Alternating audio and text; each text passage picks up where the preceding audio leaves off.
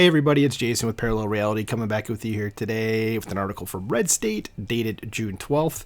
And I love this. This is a bit of, shows you kind of more of the lawlessness of the Biden administration here. Article is called Confirmed. White House Press Secretary Karine Jean-Pierre violated the Hatch Act before midterms with mega MAGA Republicans rhetoric. So not cutting that out. Of course she did. So let's go into this article and see what exactly did our good old KJP do. So the White House Press Secretary Karine Jean-Pierre has been found to have violated the Hatch Act, a law that prohibits federal employees from using their positions to influence elections. The Office of Special Counsel determined that Jean-Pierre's repeated references to mega MAGA Republicans during the lead up to the 2022 midterms constituted a violation of the act. Now, is anything going to happen to her about it?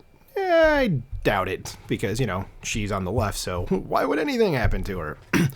Article continues, as during a White House press briefing on November 2nd, Jean-Pierre referred to mega MAGA Republican officials who don't believe in the rule of law and made other disparaging remarks about Republican candidates. Yeah, find the Republican, the MAGA Republican who doesn't believe in the rule of law. I'd really like to find that person. Anyway, says the conservative watchdog group Protect the Public's Trust filed a Hatch Act complaint against Jean-Pierre last November, pointing out her comments as an attempt to influence the election. And also, I should make a point of saying that, this woman seems utterly clueless in her job. She just has no idea what's going on. So am I surprised that she violated this? No.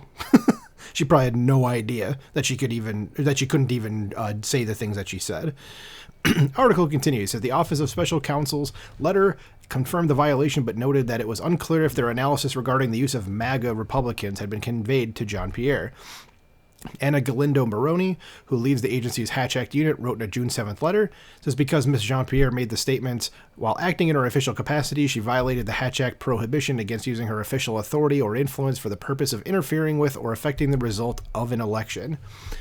With the violation of the law, while the violation of the law was acknowledged, the Office of Special Counsel decided to close the matter without taking further action, and the White House counsel's office had not considered Jean-Pierre's remarks as prohibited at the time. Instead of pursuing disciplinary action, Jean-Pierre received a warning letter. So basically, a quite literal slap on the wrist.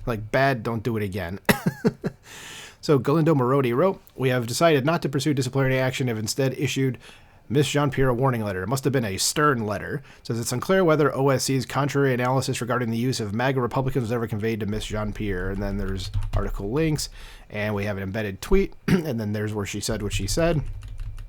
Wait, what did she say? I want to go back to that. It says, key MAGA Republicans do not believe the rule of law. Okay, you don't know what you're talking about. That's you guys. There's a great deal of projection there. It says they refuse to accept the results of elections and they fan the flames of political violence. No, again, that's you guys.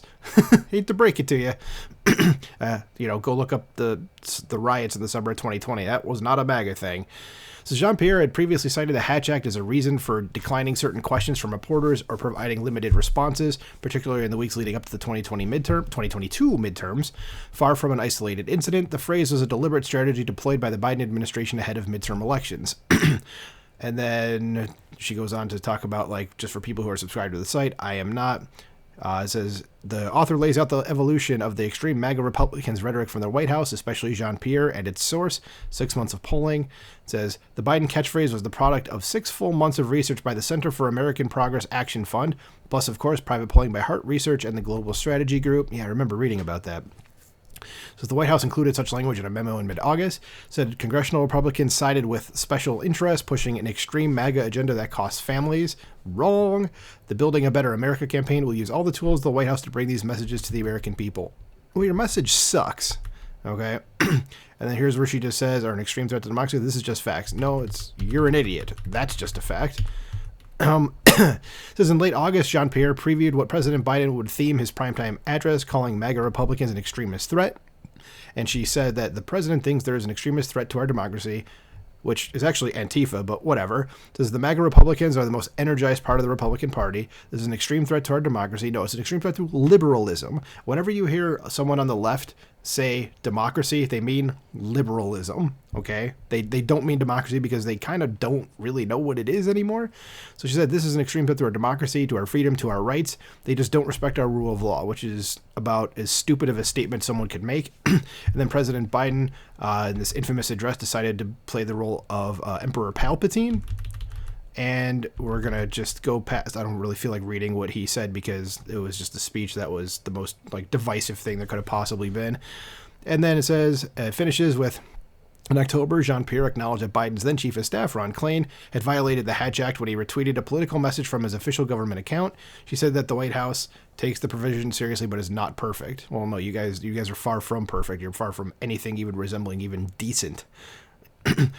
So yeah, nothing happened to Ron Klain either. So does anything happen to KJP? No.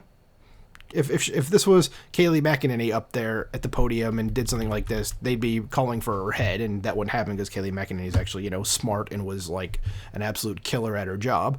But anyway, what do you guys think about this? Do you think KJP should face some sort of disciplinary action besides, a sternly worded letter as she got? What do you think about her idiotic statements about stuff that's obviously very much not true? And she likes to say that it's just facts that it is true, which it's not. Let me know what you think in the comments below. Like, share, subscribe, and I'll talk to you soon. Bye.